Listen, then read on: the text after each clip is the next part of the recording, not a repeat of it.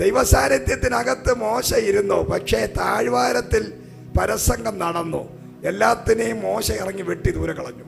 മോശയ്ക്കൊരു കാര്യം അറിയാം, ഈ ജനത്തിന്റെ കൂടെ ലക്ഷക്കണക്കിന് ജനമുണ്ടെങ്കിലും ഏതു സമയത്തും ഈ ജനം എന്നെ കല്ലെറിയാം, ഏത് സമയത്തും ഈ ജനം എന്നെ വിട്ടുപോകാം, ഏത് സമയത്തും ജനം എന്നെ കൊല്ലാം, ഏത് സമയത്തും ജനം എന്നെ പറ്റിക്കാൻ വഞ്ചിക്കാൻ കാലുവാരാം.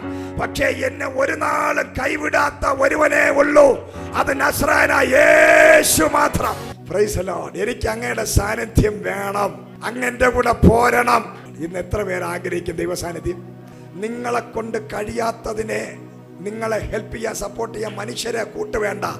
ദൈവ സാന്നിധ്യം നിന്റെ കൂടെ ഉണ്ടെങ്കിൽ, ദൈവ സാന്നിധ്യം നിന്റെ കൂടെ ഉണ്ടെങ്കിൽ, ദൈവ സാന്നിധ്യത്തെ നീ ചുമന്നാൽ, ദൈവ സാന്നിധ്യത്തിനകത്ത് നീ ഇരുന്നാൽ, നീ അടുത്ത ലീഡറാ.